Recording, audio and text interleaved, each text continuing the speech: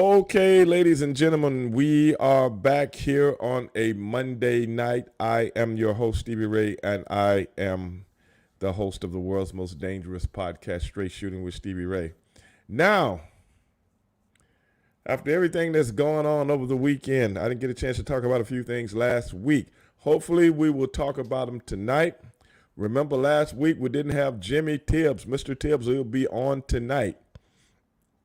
Didn't have him on last week because I had an unexpected entry.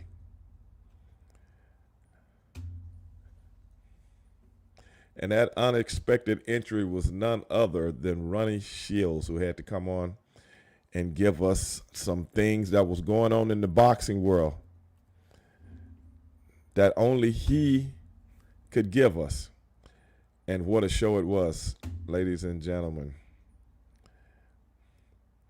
But with all that being said, now they were just telling me on my StreamYards here that what's going on, Repo? Real cool. On my StreamYards, it was telling me that my storage, man, I'm running low on storage, man. I have to go back and look at that once I finish the show tonight and see what the hell is going on. Yeah, I do that after the show. But it is what it is, you know what I'm saying? What's up, Queen? And I would like to say out there to everybody that's sent me over social media, over Instagram, and on everything else, Facebook, Twitter, I would appreciate everybody wishing me and my family a happy Thanksgiving. On your Instagram, guys, it wasn't but a few of you guys. I try to hit you back, but Facebook, guys, so many people don't know that I'm on Facebook jail right now, so I can't answer you guys back and stuff like that because they got me on Facebook jail, and I'm going to be on there for a minute. So with all due respect, guys, you know, it is what it is when you're on Facebook jail. But, you know, Plaga, what's going on? What's good? It's all good, man. You know, my boy Jimmy Tibbs will be here in a minute, man, and we're going to chop it up a little bit. Jimmy was also here Wednesday because we had to invert the schedule last week. But this week, everything should be back on the up and up and everything. What's up, Punisher? Everything should be back on the up and up, and you know, we'll get things going, man. I came home tonight. What's going on, Calcutta? I came home tonight from out doing my thing, you know. And I get home and I cut my television on. I have a LG 65-inch over my fireplace. I cut my TV on, and it doesn't come on, but I can hear the sound. So, what that Plaga says, there's Stevie Ray TV on Facebook, and if you do want me to want to share. Yeah, I got a Stevie Ray TV Facebook page also, kind of like a fan page, but I'm not on it very much. Do a lot of promoting and stuff like that on it. I'm not a real Facebook guy, Plaga. You know, I do it a little bit, but not a whole lot. But enough to promote stuff, so on and so forth. But I usually use Instagram. Instagram to me is better for promoting and stuff like that. But anyway, going back to what I was saying, I get on my television. I cut my television on because you know I got one of those TVs like most people. If you're not sitting there, it got a motion detector on it. So if you're not sitting in front of it, it cuts itself off. So when I left the house, the TV was on because I don't even be thinking about it. And then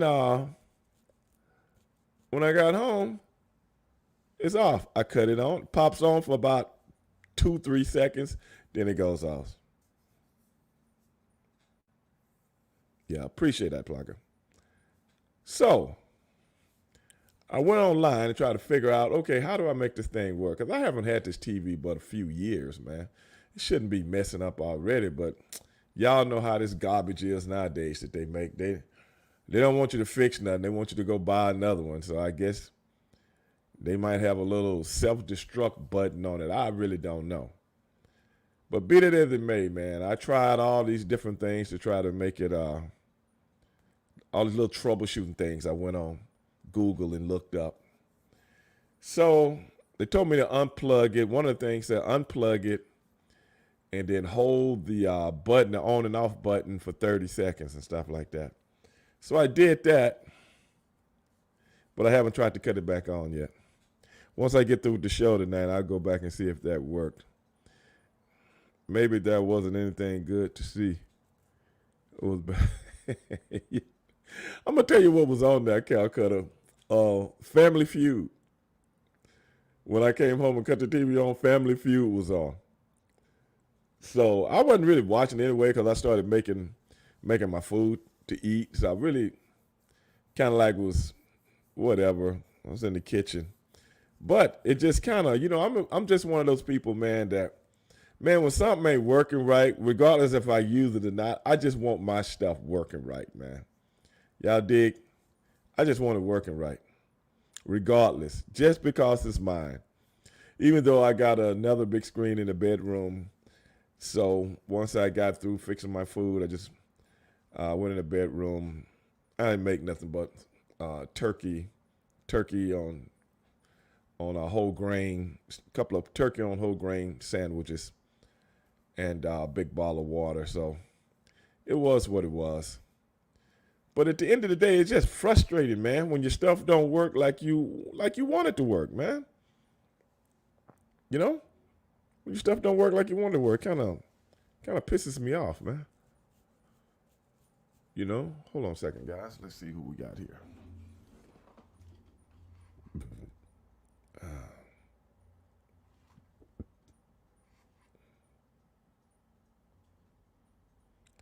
Somebody sent me to be on the live video. I don't think my deal is working worth a damn. Because I tried to bring somebody in the other day on live video, man, and it didn't work.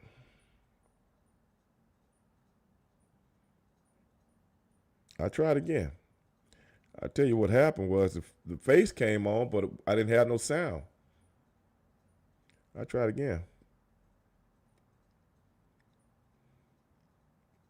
These are guys on Instagram, y'all. See, it just did it again. It popped on, then it popped off. I don't know. Queen, you remember I was telling you about that?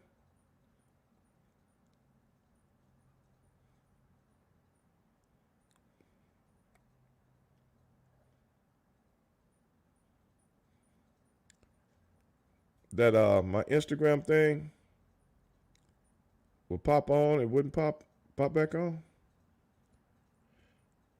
Okay, I'm gonna try it again. Now last week, Queen, it came on, but I couldn't hear anyone. Okay, I got somebody. Queen, it's working. It's working, Queen. I got somebody on. Who is this? Mike. What's going on, man? Doing good. How you doing? I'm good, man. I'm good, man. You got a question? Yes. Like when you started from also pro wrestling, what got you into it? What got me into pro wrestling? Yes. I kind of got into pro wrestling by accident, man. All right. I kind of like, I never had any aspirations to be a professional wrestler. But when the opportunity kind of arose, a guy, ex-professional wrestler, used to work out at the same gym I worked out at. And he was like, hey, I'm opening a school, and I was like, yeah, whatever. Then I seen him, I don't know, 6 months later. And he was like, hey, man, I got my school open. You guys should come by. You should come by. So I went by and checked it out. And you know, had the little setup and everything. And I'm like, I'll try anything once, you know, just to try it out.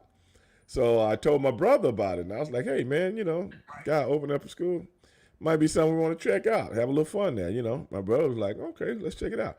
So we went to check it out, and then, you know, he walks us around the gym and everything. Then he hits us with this 30, I think it was $3,000. And me and my brother like, $3,000 to learn fucking $3,000 to learn how to fucking wrestle? What the fuck is wrong with this guy, man?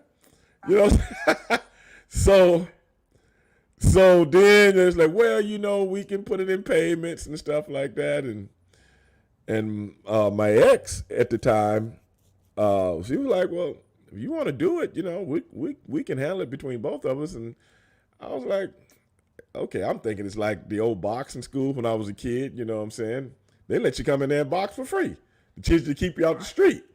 And like the old karate stuff when I was a kid, you know, you didn't have to hardly pay nothing. You was a kid. So I'm thinking I'm still got that kid mentality, you know what I'm saying? It's, you know. So we went in and we started getting trained and stuff like that.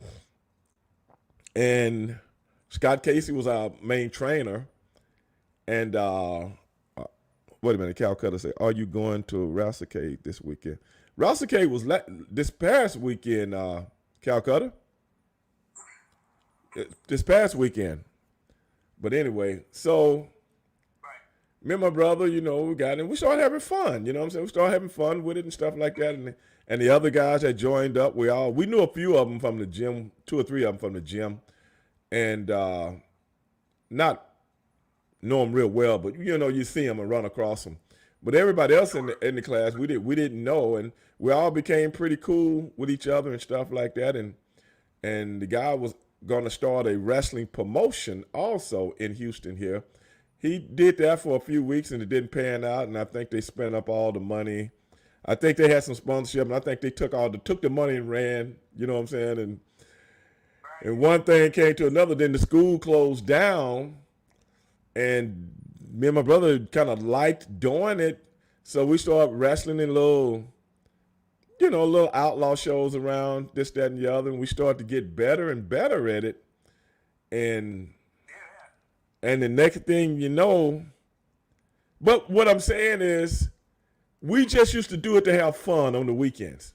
It was something to do to have fun on the weekends. Then all of a sudden, global wrestling in the Sportatorium had opened up, and they was running shows up there. And some guys that we know had went up there. So they used to have a lot of independent wrestling magazines back in those days. And my picture was in one of them. I can't even remember what picture it was. So those guys from Global called me to come up for a tryout. So I would say, okay, I'll go up for the tryout. And I told my brother, hey, man, I think you ought to go with me. And my brother was like, when you going? I said, well, I'm going next weekend, you know. He was like, cool. I go, well, see, I just didn't want to go down there I didn't want to drive all the way to Dallas by myself. I really just wanted my brother to ride with me so I wouldn't have to ride by myself. But then again, it'd be good. You never know who's watching. So we go in the office to talk to Hot Stuff Eddie Gilbert. I go in the office, and my brother came in behind me. And Hot Stuff turned around. He was like, who is that?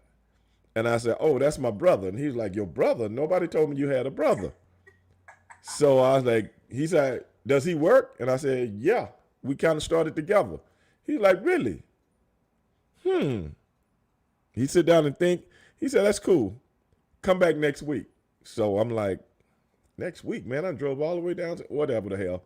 So we come back the next week, and he's got this idea about me and my brother being a tag team together. And he was like, I'm looking for, what he was looking for was a tag team version of the Junkyard Dog. This was 19, he never said that. He never said that, but we know because Junkyard Dog was so hot in the 80s. And that was Eddie's time then. You see what I'm saying? So he was like, man, I want y'all well-dressed, well-spoken, blah, blah, blah. He said, you think y'all can do that? Me and my brother was like, yeah. He's like, oh, yeah, by the way, have y'all ever tagged before? Y'all ever tagged together? Me and my brother had never tagged before, ever. Never.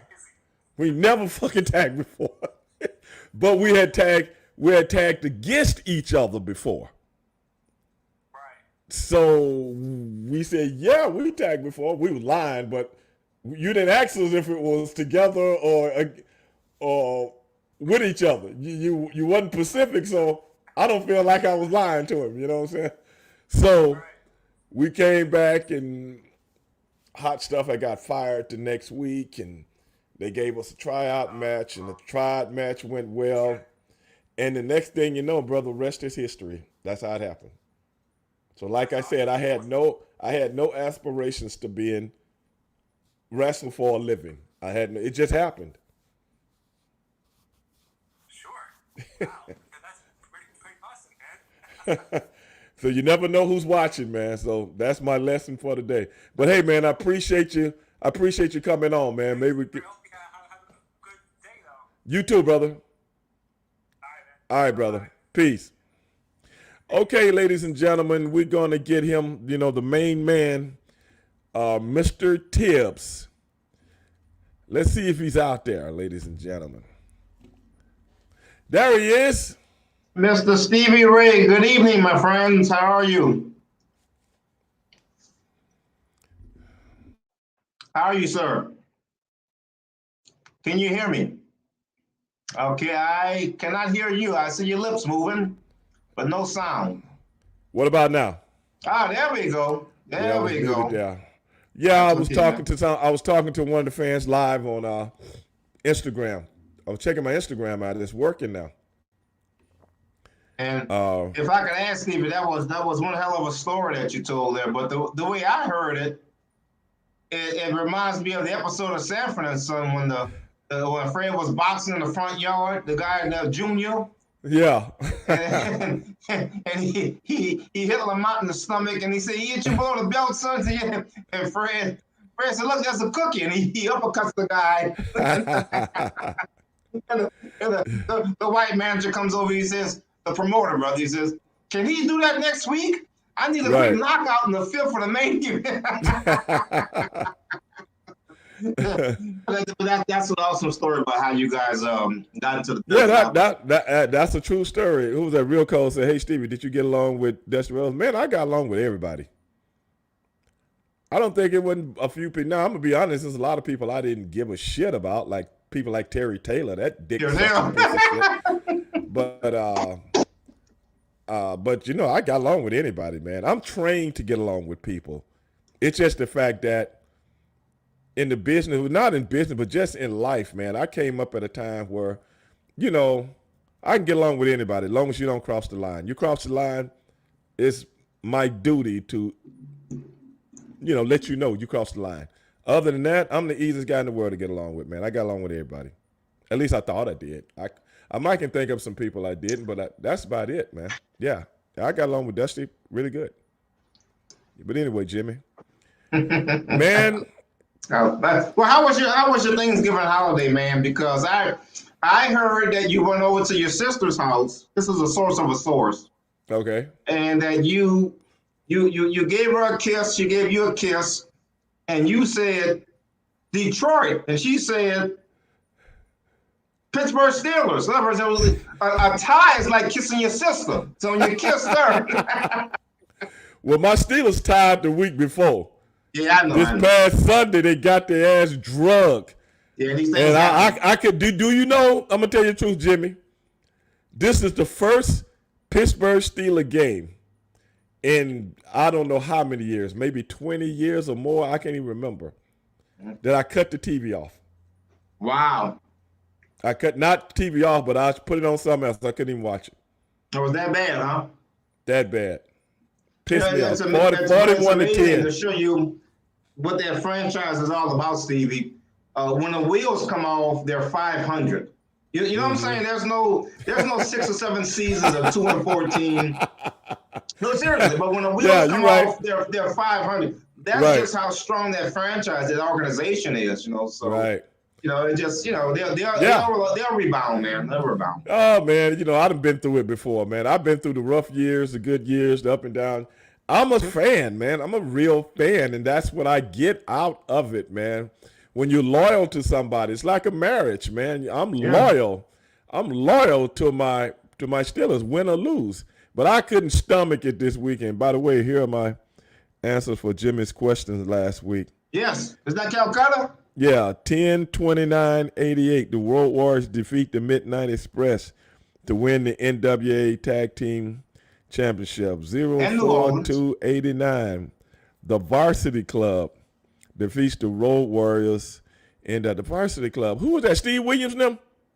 Yeah, Steve Williams, Mike Rotundo. I can't think of his, the blonde-headed guy. He was American Starship. Danny Spivey, I think. Dan Spivey. Yeah. So, but I remember though. I forgot about the Varsity Club. Yeah. You forgot? Yeah. I forgot. No, I actually forgot about them. I hadn't heard that in so long. Yeah, but I think that's the first time that's happened in a major city like that, twice. But yeah, there may be others out that I'm not aware of, but growing up in New Orleans, that always stuck out to me. But what stuck out to me even more was when they lost the belts, and it was called, it was one of the Clash of Champions. That's the one where Red Flair wrestled Ricky Steamboat, to a draw. Anyway, that was the event where Teddy Long went from being a referee to being a manager because he was a referee in a match, and they pushed him back. Somebody ran over him or fell on him or something, right? He got mad. Yeah, I remember that. Who was that? So he held his back, like he couldn't move, and then all of a sudden he ran over and counted 3 for the Varsity Club, and that was the beginning of him becoming a manager. And he counted real fast. Real remember fast, that? Right, real fast. That was the beginning. So yeah, my boy Teddy Long. I remember that. And I could never get over the fact that I was watching wrestling, probably 86, 87. And my mom walked into the room and she said, "Oh, they got a black guy as a referee." And that's when because when you're wrestling, you just watch wrestling. You don't really, And then it's that is a black referee. And I never saw him as anything but a referee after that. Even when they put him, in those ridiculous suits and stuff, and had him managing Doom. I never saw him as anything other than a referee. And I know I'm wrong for that. Like I just couldn't get past, seeing him as this guy. He's not a manager. He's not a Jim Cornette or a J.J. Dillon. That's the guy that was wearing a striped shirt. So but anyway, he went on to have success with it. But I just never saw him as anything but a referee. Oh yeah, man. Teddy, we used to go down to the when they would come in town, man. That we used to go down and talk to some of the guys. We were still grunts back in those days. Right. Just working indies and stuff like that. And when they would come to town, Teddy was always cool to me, man. He was always cool to me. A few of the other guys, like Hercules Hernandez, man, he was always cool. Yeah, man, Ray seemed like a cool guy. I loved that dude, man. He was always a Barbarian. Was always cool, and I never thought I would ever be working with these guys. You know what I'm saying? Years later. And just because of that, it's why I always treated people the way I treated them in the wrestling business. You know what I'm saying? Because those guys were always nice, whether it be WWF guys or WCW guys, So many of them was always cool, man. I remember... And I was like, and they didn't have to be, man. We wasn't nobody. We wasn't nobody, I think at one time, remember, I'm trying to think, have we even got to global yet? I don't even think we had even got to global yet. So it was even before that, But they, that's how local wrestlers do when the big show comes to town. You kind of see if you can get around and stuff like come in the back and still talk to the guys. I don't even know how we got in there. Somebody we know was like doing jobs, Okay. Every time they come to town, they have like job matches and tryout matches and stuff like that with different people. And I think we knew somebody, if I remember correctly, and got us to come in and watch from the back. It was cool, man. I'll never forget that, man. Well, I'll tell you a quick funny story. You mentioned outlaw shows. There was one in Metairie, Louisiana, where I'm from, and so it was like behind a Walmart or something. This rinky-dink ass building. It's really makeshift. It's maybe 20 or 30 people there, because I found one of the flyers. That's how I ended up going. And prior to that, I done a bunch of push-ups, and my brother-in-law took a picture of me posing. Right. And I had on a do-rag, and I had these. I used to work out in the singlet. You can probably see it in that picture of me jogging in that singlet. Right. And so I put the do-rag on, and I did a bunch of push-ups, and it made my triceps really stick. So I go to the show, and I bring the picture, and after the matches, I go up to the promoter. Yeah, I'm a worker too, man. And I showed him my picture, and when he saw my picture, he snatched me by the arm, and he brought me to the back where all the guys were. Oh, really? He said, "What's your name?" He's a white guy. He doesn't know. So I said, "Oh, my name is 40th Street Black." And he's introduced me to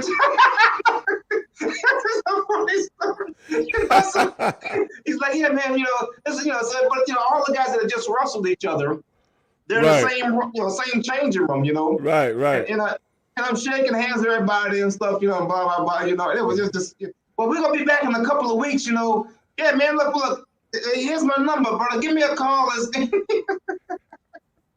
I'm not gonna get no damn wrestling ring, but he legitimately thought that I was a worker. Okay, 40, we're gonna be in touch with you. And I felt that small because I was bullshitting the guy. It's like, I had no idea he would take me in the back to meet the other wrestlers. I just thought he would just say, "Okay, that's a nice picture," blah blah blah. And it's like, oh my God, everybody was trying to get a come up and off of somebody. And he's like, "Yeah, man, you look like that guy Larry Cameron. Remember Larry Cameron?" Yeah, I remember Larry Cameron. Yeah. I'm like, "Yeah, I ran across him a few times, but nothing ever materialized." I'm just on with this bullshit. It was like, it was laugh out loud. Larry Cameron. Didn't he die in the ring? I don't think he died in the ring, but I think it was cardiovascular after. Yeah, he had a heart attack in the ring. I think up in Germany. I think it was up in Germany. I think you're right. Cal Carter, look that up. Anyway, if I'm not mistaken, I remember being. What was I? I remember being overseas. Mm-hmm. And they were showing it on something I was watching on television. I think I was in Germany. Yeah. And I remember them showing Larry. Cause remember he used to wrestle with a do-rag on. A do-rag on, yeah. Because he was bald-headed. Yeah. And he had a body on him, the boy. He had a body. Larry, big dude, man. I never met him. But a lot of the guys I worked with did. And I remember Dad brought him into WCW. NWA and WCW for a minute. Yeah. But then I don't know what happened with that. Yeah, wait a minute, Daniel just said heart disease. Yeah, see? Yeah. Yeah, it said heart disease, nothing for. Oh, Daniel just said heart disease, nothing for. Well, I thought he was saying he died from heart disease. But I remember him having a heart attack in the ring. Yeah. And they were showing it on something that I was watching, but I was in Germany, so I couldn't understand what the words and shit was. And I don't remember that, but you could be correct on that, man. I think, I haven't heard that name in a long time. At what point, Stevie, did you realize, holy shit, I'm in a wrestling business? It's like I remember listening to when they used to do all of these shoot interviews, way before YouTube and all this kind of stuff. Anyway, I got a hold of one of them with Jim Cornette. And his first year with Bill Watts, he made over $100,000. Okay. And right before the event happened where he, they attacked Bill Watts and stuff. Right. They had success in his team against Wrestling 2 and Magna. Anyway, he's like, oh my God, I'm in the wrestling business.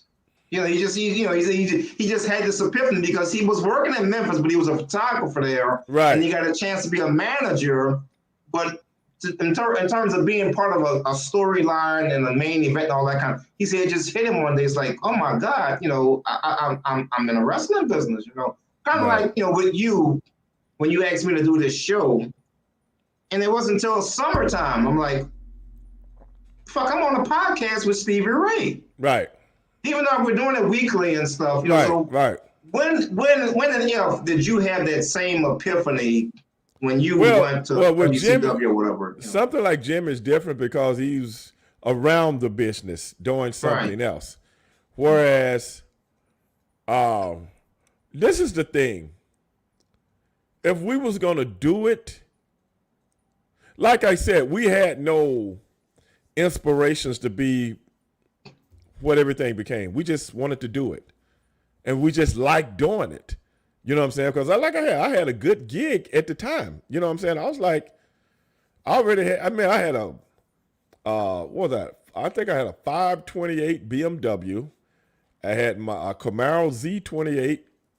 And I had a custom motorcycle that had built what they call a CBX. Only one in the city that was like that. So I wasn't doing bad, man. You know what I'm saying? I'm like, right. You know, so but we like wrestling, but we didn't. And once it hold on, Plugger just said he died of a heart attack, December 1993. So that's what I'm saying. I mean, once it started to take off, like when we got in Global, I've told a story about how we came to Global December 13th, 1993, Jimmy. Long time ago. Yeah. Like I said, it was a while. I might have been in Japan. I was somewhere overseas when, I think it was Germany. No, I was in Germany.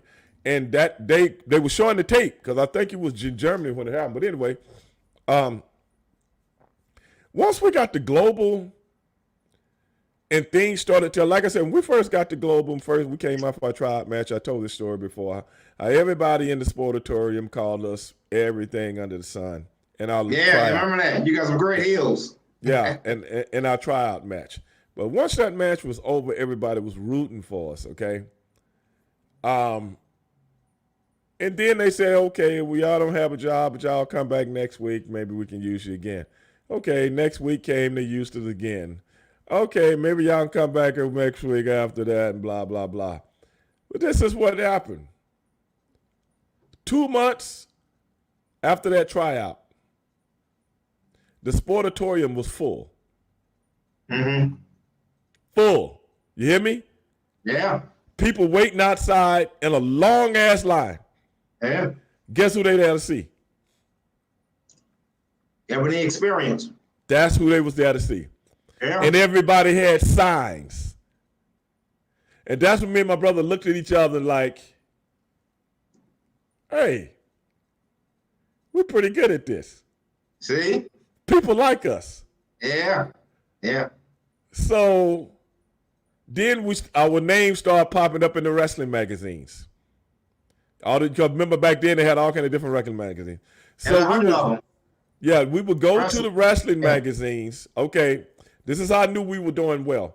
With all the people that's wrestling all over the country in the big organizations. Because, territories were still around then, Yeah. A lot of good territories still around then. Yeah. And we would check those wrestling magazines out, and the Ebony Experience was always in the top 10. Mm-hmm. And that's when we was like, hey, man, people really watching us, Then we start to go places and people recognize you. Well, see, we didn't realize, because we wasn't making no money in Global. We just went up there. We would tape like 3 shows a weekend for Skandar. Skandar was running things back then and a couple other people. And he's like, hey, man, can you and Booker Russell one more time? We got, okay. It wouldn't give us no extra money, Jimmy. God rest his soul. That's my man, 50 grand. That's my man, 50 grand. Go, Skandar always pushed. He always pushed for us.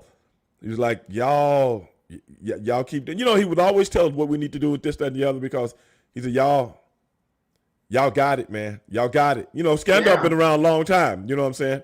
So he was always in our corner, man. So whatever he wanted, even though I ain't getting one red cent, Jimmy. All right. And we'd have wrestled 3 times, dog, in one night. Dog, I'm tired as hell, dog. But you're so happy to be there. You know, you're just so happy to be there. Yeah. And those people had signs. And then when Manny, you know, with Ebony experience, I mean, the Ebony experience, it got so hot. And I remember my family used to come down, my sisters and my nieces and nephews, and they saw so many of them living in Dallas. They were young then. And they would be so happy to see their uncles, man, or their brothers. Yeah. And the people was just, man, when I tell you that Ebony experience ride was like, we felt like the Rock and Roll Express, man. Yeah. You know, we felt like the Rock and Roll Express of the Fantastics, man. That was, as baby faces, we were over that much. I remember Manny Fernandez came in. He got the book. And he pulled us to the side and said, y'all my babyface tag team, and I'm going to push y'all. I'm going to make sure everybody, you know. Because like I said, they had seen this in past years. Right. But they hadn't seen it with two black guys.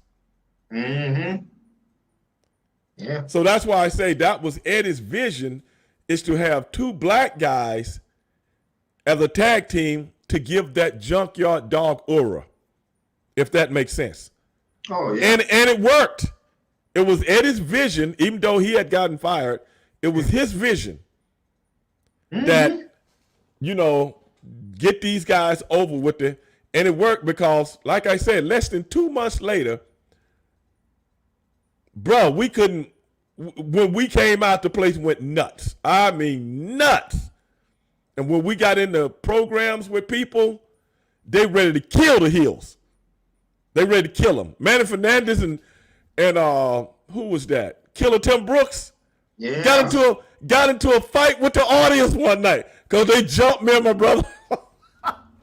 They came out and jumped us from behind after we got through working with somebody. And the people, dude had a fifth. You know, a lot of the time people bring their own whiskey and stuff in there. Dude hit, I can't remember if it was Manny or Tim Brooks in the head with the fifth. And I'm talking about, it's one thing when you see these tapes about people trying to come in the audience. I mean, come in the ring. You know, you've seen them videotapes of fans trying to come in the ring and they get cut off and stuff like that.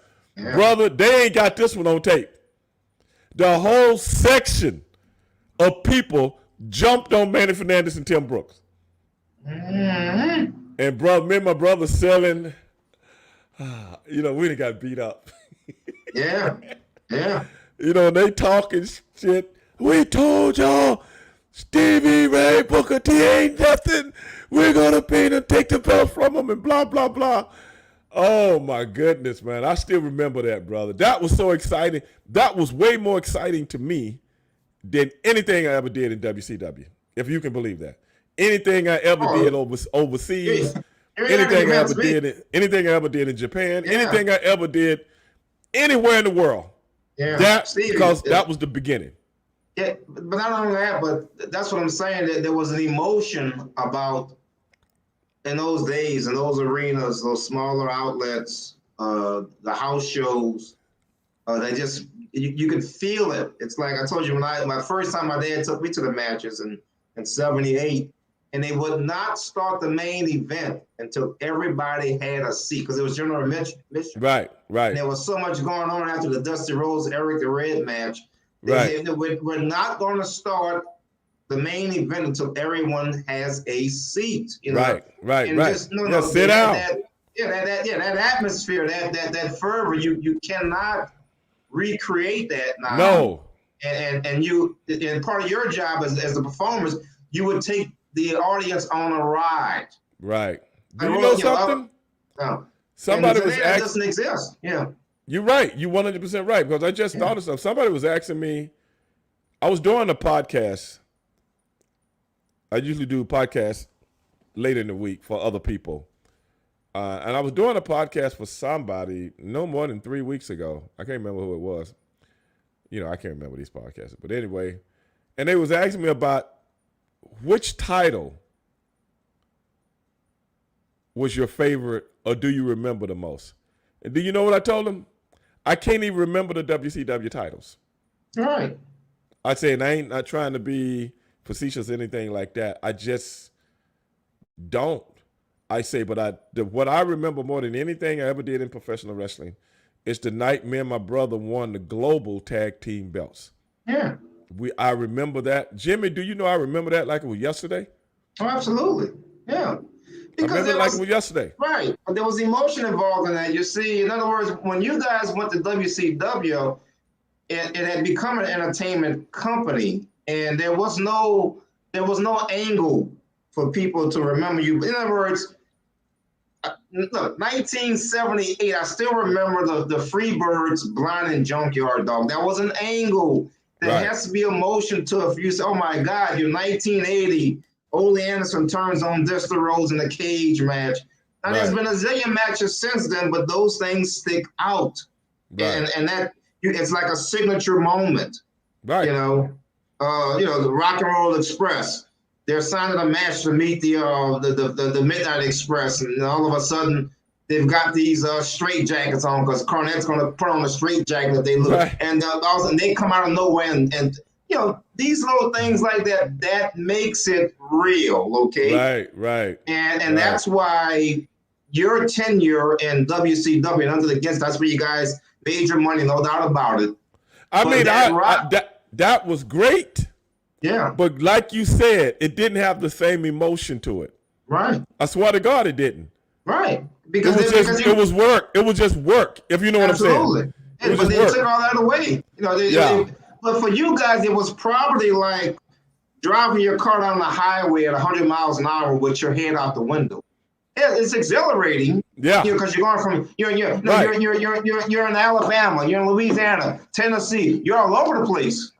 Right. But there's not one signature moment where you guys got jumped in a parking lot or someone came out and painted you yellow. There's nothing like that to say, remember the time. It's just, Harlem Heat kicked ass. They did their job, so, but that's what you try to explain to a younger fan and they don't get it because now today is, well, who booked this shit? Who? Yeah. Who's the booker for this? And why is this, no, shut the fuck up and just watch the show. That's what I'm saying. It's over-analytical. Just over-analytical for everything. Right. That's why I would tell people, man, why don't you go write the show then since you don't like this, that, and the other? I mean, it is what it is. I don't understand that fan, but so many of the fans from past years, they really have a problem with the mindset of a lot of people that watch wrestling today. They really have a problem with it, man. Yeah. But those studio angles were just so great back in the day, man. Like I said, you watch the one with Tony Atlas and Ric Flair. Those people are going nuts in that damn studio. I mean, they're absolutely there. But this is just a TV taping, Stevie. They didn't even touch each other. But the fans are going crazy when Ric Flair grabs Tony Atlas by his chin and says, "I'm talking to you, boy. Pay attention." Right. Oh my God! You could, even Gordon Solie was like he was scared to death because I'm sure they didn't tell him about what he was gonna do, But you just. Yeah. My mama didn't raise no boy. She raised a 6'2", 250-pound man. Oh, man, I'm a man, and he's in the ring. I'm a man. And the muscles are sticking out like, oh my God. If Ric Flair gets hurt, he's going to kill it, So, oh my God, brother. What was the point of all of that? What was the point of all of that? To get people to come to the Omni 2 weeks later. Buy a ticket. So watch Ric Flair against Tony Atlas. And Atlas couldn't work a lick. But the emotion was there, You don't come out here with those funky pants on. What are you that funky pants and that funky shirt on. Don't start shaking in front of me, brother. I'll drop you like a bad And I felt so sorry for Tony Atlas because he's not a talker. So all he could do is just get those nostrils going. Hey, but what Tony did, he did great. The guy was over everywhere he went, man. He was a over baby face, man. But in that situation, he couldn't go toe for toe, in terms of words. Oh, no.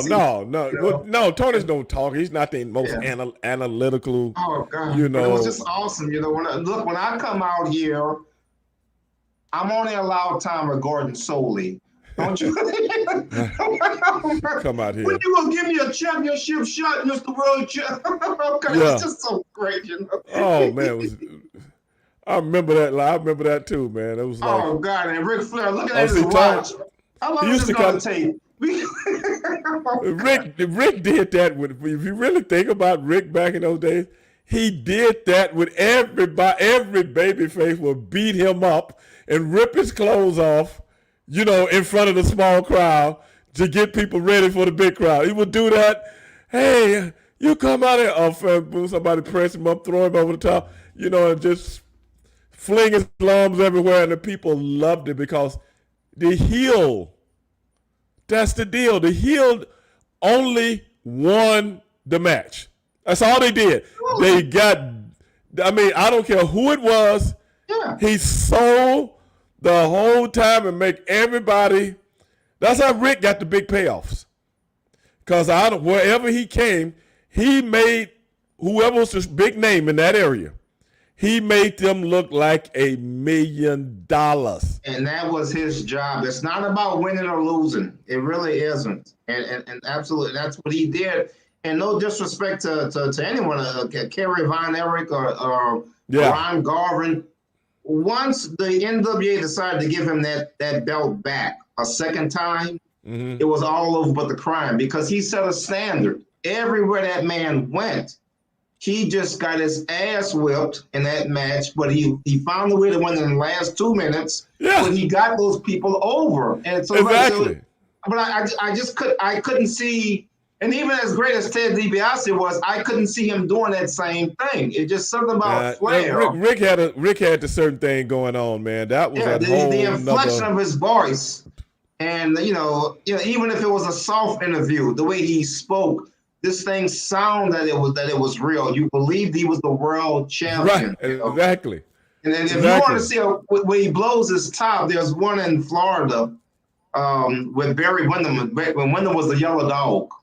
You know, and they set Ric Flair up. They hustle him, you know, and then he goes to a hotel and the pretty chick gets out and gives him all this money for his contract. You know, he gets in the car with the chick and it's awesome. Oh. And they go to this it's like a 20-second interview with Flair. You know that? Can you believe this? The best athlete in the world. God, they tried to hustle me. And he's explaining what happened. He gives the woman, he gives her a contract. He says he goes into the hotel to get the key to the room. He says, and I come outside and she's waving bye-bye to me. Go to YouTube and type in Ric Flair hustle. It is laugh out loud funny. Stevie, you want this. I'm gonna tell you something, bro. I'm gonna tell you the truth. Yeah. Back in those days, I watched wrestling to laugh because everything was so funny. Yeah. And some of the promos was you just go, wow, that was good right there. You know what I'm saying? It was just like, and the emotions of how when everybody had their characters down packed, it was just great, man. That was awesome. Man. I used to watch the shows because, they didn't have really main event wrestling back then like they got now. Right. You might have two guys or wrestle, but you never get a finish. You got to finish maybe every 5 weeks or something like that. Other than that, with a Broadway and leading up to, like you say, trying to get asses in seats, you know what I'm saying? Or somebody comes out, you okay, you do that? I'm not going to wait till Mom, I'm not going to wait till Friday night. You get out of here right now. Oh, ladies and gentlemen, here. Oh, there he is. There he is. And the guy you ever notice the guy takes his real good time to get in the ring, and the people are going crazy, like, go on and get in there. And he take like he getting into cold water, you know what I'm saying? Yeah. And then finally they get into it, and ladies and gentlemen, we gotta go. We'll see you at Dominic. Oh man, that used to have me and my friends. I'm like in elementary school, bro. Yeah, I'm in elementary school, and me and my friends will save our money that our parents would give us to buy lunch. Yeah. And we would save our money so we could get a general admission seat. By the time the end of the week got there, we got enough money saved. You know what I'm saying? Yeah. We got enough money saved. And oh man, I still remember that, man, like it was yesterday, man. Oh yeah, but one of the best ones was when the Midnight Express attacked Bill Watts, and at the time Watts was interviewing Butch Reed, and I Butch remember Reed, yeah, Butch Reed he remains neutral, like he walks away. I ain't got nothing to do with this. I walk alone. Remember? Yeah. I walk alone.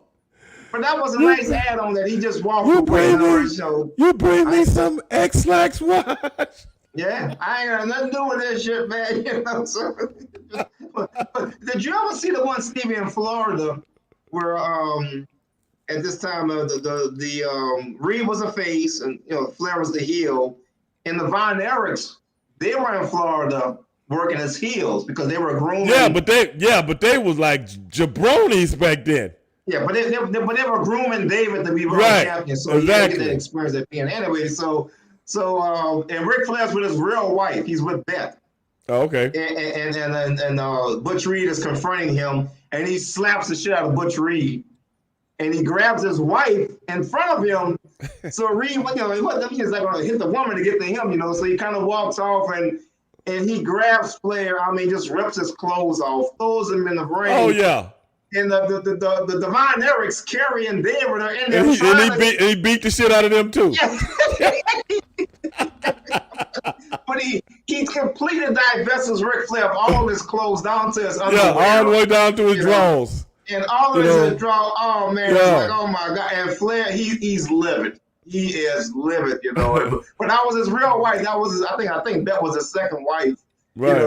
But she was part of the thing, and it was awesome. So I can imagine how they did in Orlando and Miami and Tampa, and stuff. But yeah, I miss the days of the traveling champion. I really do. Oh man, Harley used to come through here every now and then. Yes, he used to come. But see, the thing about Harley, great worker, but man, you didn't want to pay to see him. You just wanted to pay to see him because of whoever the hometown guy was that was going against him. Yeah. Another guy used to come through here was superstar Billy Graham. Now, when superstar Billy Graham came through, bro, everybody, me and all my little friends, bro. Like I said, we in elementary school. I didn't say junior high. We're in elementary school, man. So to go, if Billy Graham was coming to town, if Dusty Rhodes was coming to town, Rick came through every now and then, but that was more of the late 70s. That's right. That was more of the late 70s. But back in those days, Jack Briscoe came in town a lot. But they were good champions, but Superstar and Dusty Rhodes, because they kind of predated Ric Flair. Oh, yeah. And Superstar had the gift of gab, man. I mean, he would talk so much stuff to people and talk stuff to the fans and talk about how, I got the best body on earth. I just won this contest. Did you know what I got up for breakfast? And I swam all the way across the Atlantic Ocean and swim back, and I did that before breakfast. My God. I love it. I'm like, God, Lee, Superstar, how long it take to swim by? Up in New York, Arnie would try to take his shirt off, the Grand Wizard. Right. And Arnie, he was pulling, he couldn't get the shirt off with the arm because the arms are so big. Yeah. He's pulling the shirt, and it's like, just let your arms go, man. It'll come off. It was just so funny, Look at the massive biceps on Superstar, but they can't get the shirt off. It was just so funny. It was part of the theater. It's part of the theater, man. It's like, oh my God. Yeah. Oh man, that Superstar Billy Graham, boy. Oh my God, some of the stuff he was. Whoo, man. Yeah, I'm getting goosebumps because that's my childhood, man. You know what I'm saying? Do you know how much? Go ahead. But he was ahead of his time in terms of his wearing apparel, his style, his interviews. He was ahead of his time, and for whatever reason, in those days, McMahon Sr., he would write things out, 2-3 years ahead of time. Like, okay, well, Billy, you're gonna get the title, but hey, come 78, it's gonna go on by Backlund, blah blah. That's the way he ran his business, Right. But even though he could see that superstar Billy Graham was starting to surge with the public because he was a heel, but they liked him. Yeah. I think it was just too late for him to say, no, we're not going to go with Backlund at the time and stuff. Right. It's And just a shame. things were changing a little too. Things were changing a little bit too. Yeah, but I'm like think of him as another year, as champion. Just another year, just a year. Yeah, I think so, man. As a face, as a good guy. I think so. So anyway, so they could have easily turned him because he was so over, man. He was so over. I mean, Billy Graham was worth the ticket just to see the guy back in those days. You know what I'm saying? And I'm a kid just to see this dude come out. I'm gonna tell you the truth. A lot of people don't know this. Billy Graham was the reason I started bodybuilding, not Arnold Schwarzenegger and all these other different people that you see in the muscle books. I had never seen a muscle book in my life, other than in the store when you see the front of them. Right. Me and my little buddies, we wanted to. You remember? I don't know if you remember this. Called. You see it on the back of the on the comic books. It was called Dynamic Tension. Yeah. And me and a buddy of mine, we ordered that Dynamic Tension. What was the guy name? Steve Reeves. No, not Steve Reeves. Guy we never seen before. We didn't even know if he was real or not. But as a kid, you believe every damn thing. Kind of like people do today. They believe every goddamn thing they see. Yeah, I'm still waiting for those X-ray glasses to work. Anyway. Yeah. Remember that? Anyway. Yeah. Same thing, man. Yeah. And it was just showing you how to do exercises without weights and stuff like that. It's the one on the back of the magazine where the guy, the guy's skinny and the guy kicks dirt in his face, and then the guy goes to get built and he comes back and beat him up.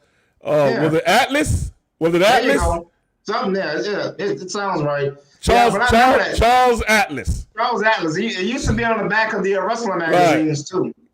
Yeah. My man, Hitman just said Charles Atlas. Yeah, man. We did that stuff, but not until years later, we figured out no, you need weights. You need weights to get some muscles. Yeah. It just amazing how people fall for stuff, And even as adults, that guy that sold those moon rocks, they haven't arrived yet. They're coming.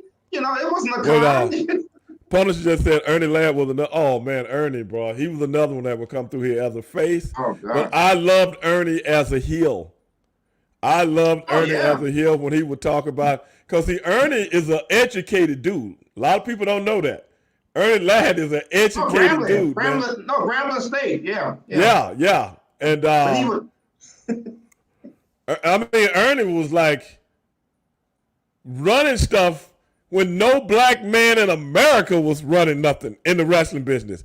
Because the dude was sharp, man. I ain't lying. Ernie Ladd, sharp dude. My older brother also went to Grambling. And Ernie played for the Kansas City Chiefs back when they won the Super Bowl. He was hurt, but he was on the team. Ernie, but if you listen to him talk, man, that was a sharp dude, bro. So now I see how he would get in trouble with Bill Watts a lot because Watts couldn't understand the interviews. He says, well, Ernie, can you say that when you say you're gonna beat all the black off a junkyard dog, can you really say that?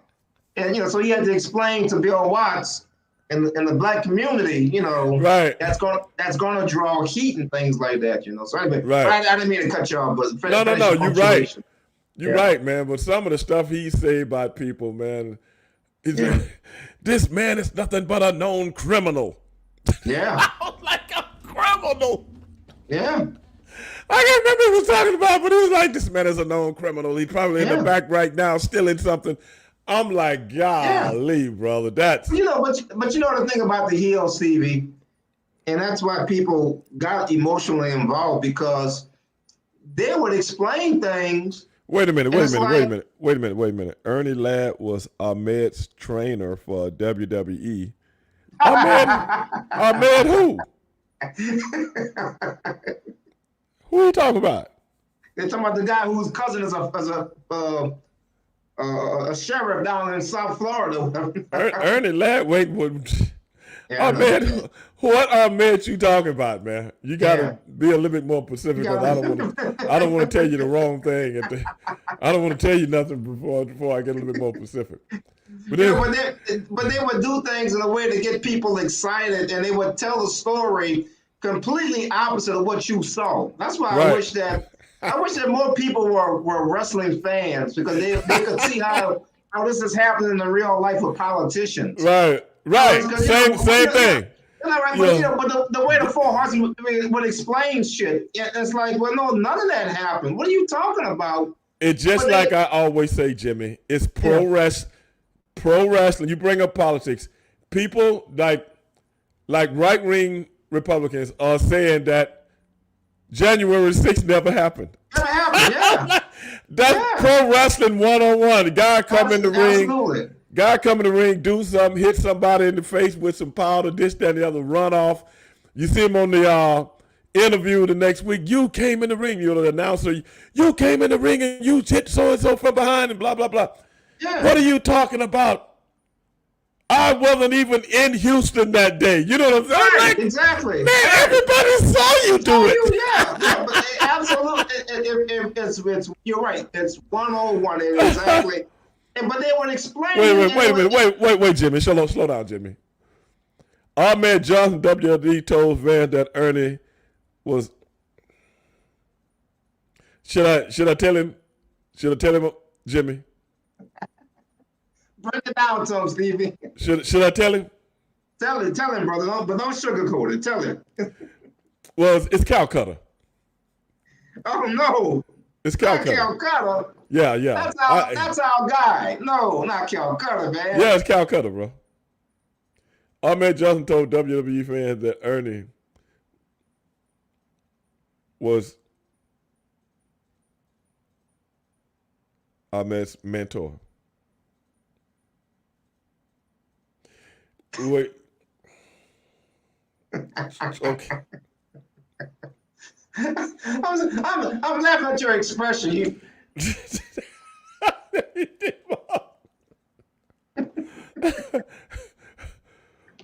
Okay. Trainer. First I thought you said trainer. Yeah. Now you said mentor. Mentor. What is the definition of a mentor? I would like to know that. Jimmy. That's someone that brings you along to the ways, that makes you wise to what's going on, mentoring you, leadership, instilling values in you. Okay, now what is stuff? When does Ernie Ladd got time to be following you around? Ernie ain't from Houston. He was on vacation in Florida with his cousin, a cop. That's what he was treated.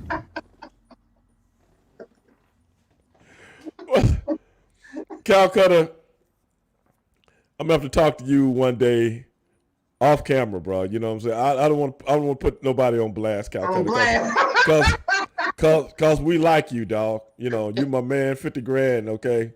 Yeah. Calcutta, I don't think I'm gonna say to you is this, Calcutta. Don't believe everything you read, bro. Come to your boy first. Come to your boy first, okay? And I'm gonna steer you right, okay? So because it's Calcutta, I can't go there, Jimmy. No, don't go there, because if it was anybody else, I would say go ahead. But Calcutta, don't fall for the banana in the tailpipe. Yeah, don't fall for. Don't do that, brother. Don't fall for nothing in the tailpipe. Yeah, I don't care if it's juju bees in the tailpipe. Don't call. I don't. Ernie Ladd. Okay, really? What about the negotiations? You see? I'm sorry. I got my boy working on the negotiations. You know what I'm saying? I got my boy working on the negotiations that we talked about this afternoon. I'm sorry. I apologize to the viewers. I love esoteric humor, because you know what I'm talking about. It's like, it just makes me laugh when you call me up. I'm like, I know what you're talking about. The negotiate. But God rest the dead. Someone called. It's hilarious. Wait a minute, Daniel. Daniel says someone called Ahmed so he can call in. I need a good. Somebody need a good laugh this evening. I don't think my man gonna be calling anytime soon, brother. I want to know what this damn Ernie Ladd training people. Yeah. Ernie Ladd was a lobbyist, man, in his later years, man. He was a lobbyist down there in Louisiana, man. For the Republican Party, man. Yeah. Ernie sharp dude, bro. He sharp dude, man. No, but you're not successful in that business, okay, without having some knowledge upstairs. Not in them days. Not in them days.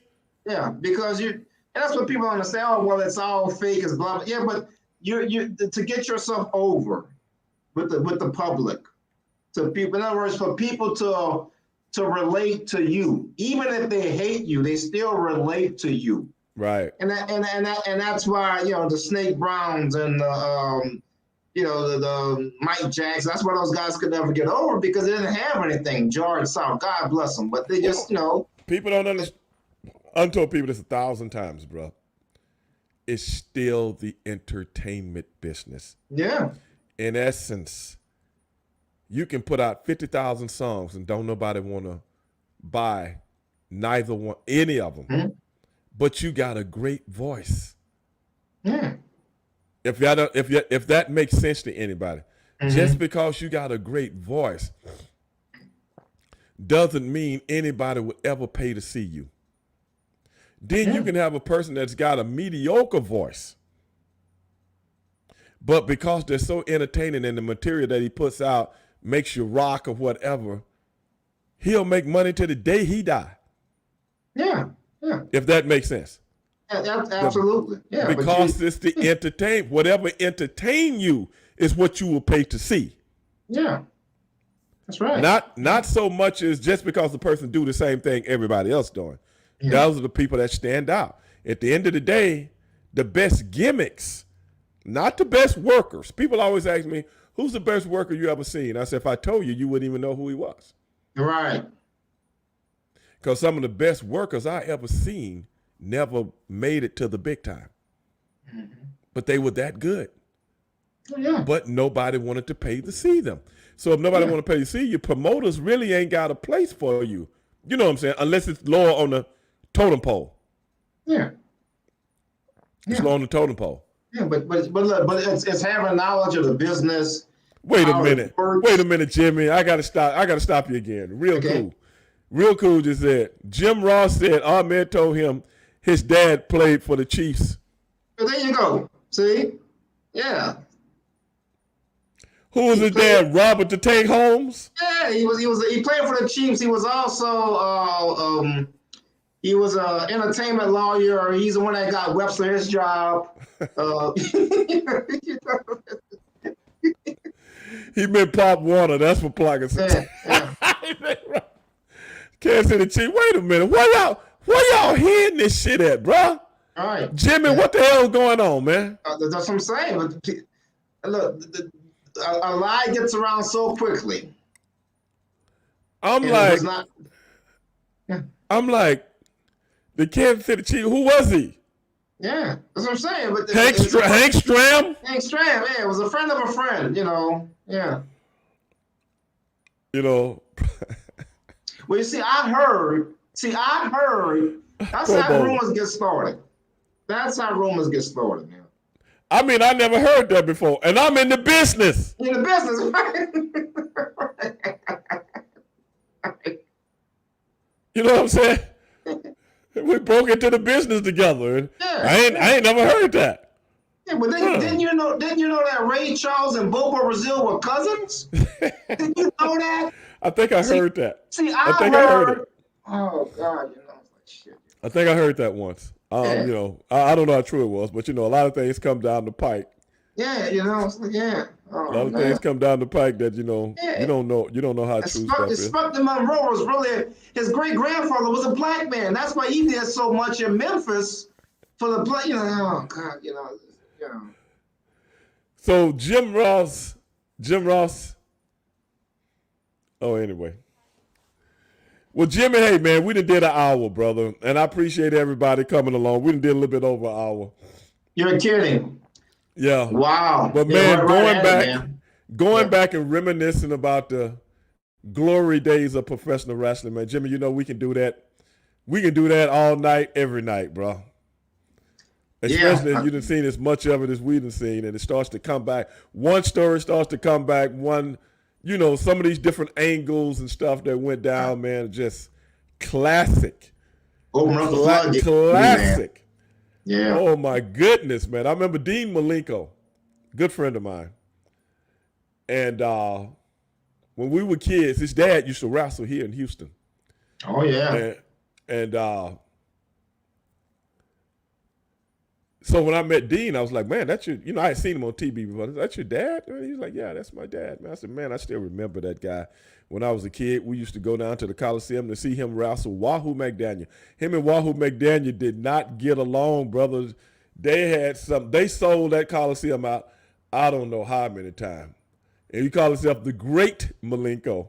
Oh, yeah. Finally, Wahoo beat him, Jimmy, and ran him out of town. The loser got to leave town. And the Great Malenko lost the match, man. He had to leave town. And then a couple of weeks later, a guy with a hood came to town, and Great Malenko do an interview saying, I'm sending someone to get you, Wahoo McDaniel. He walks like me. He talks like me, but it ain't me. Well, listen, brother. And you brought that ticket to see if he's gonna get that hood off his goddamn head, man. Still, so. And he ended up taking the hood off. Oh, God. Embarrassing me, man. Me and Dean was talking about. I said, "Do you remember?" He said, "Yeah, I remember, man." He said, "I still remember that shit." Oh my God, man, we laughed so hard. Well, for next week, let's see if Cal Cutter can come up with the details of Plan B. Okay? What was that? I said next weekend, let's see if Cal Cutter can come up with the plans to Plan B. Yes, Cal Cutter. The details, Plan B. And it involved Dean Malenko, not Dean Malenko, his father, Bob Orton, and I believe Ronnie Garvin. Okay. Plan B. Cal Cutter should know about that. He'll be able to tell us the details next week. That's his assignment. Hey, Cal Cutter, check that out, man. And bring it to us next Monday, man. We'll talk about it. Okay? You know Cal Cutter gonna get the goods on it, bro. He gonna look into it, man. He gonna look into that. And that almost came to fruition too.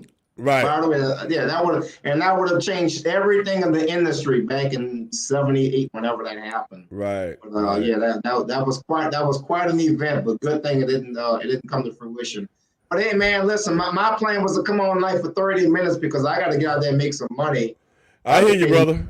And pay these bills off. But for whatever reason, when you and I get together, it's like some type of they call it flow.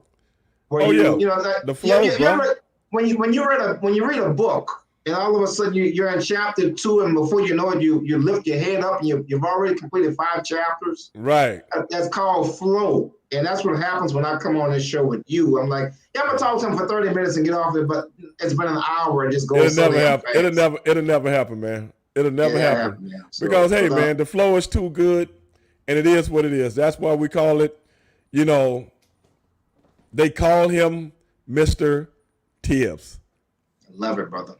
And people love the dichotomy of Stevie. Me looking so good looking, and you looking like you came out of a Salvation Army Dropbox. The contrast is so great, brother. We make a great balance, man. Hey, man, love you as always, man. And same to you, brother. But hey, man, guys. You be one, brother. We see you next week, Jimmy. All right, peace, man. Okay, ladies and gentlemen, that was a great Jimmy Tibbs. Another great show. Hope everybody enjoyed it. But hey, man, we'll be back tomorrow night, man. Oh no, it's sunny. Oh no, Tokyo Heat will be in the house. I'm going to do a couple of more weeks before I take off for the holidays. Try to get some stuff under my belt. And working on one big show before the end of the year, and I keep you guys on the 411 with that. But with all that being said, for my main man, Jimmy Tibbs, I am Stevie Ray. This is the world's most dangerous podcast, Straight Shooting with Stevie Ray. And I see you guys tomorrow night, 7 p.m. Peace.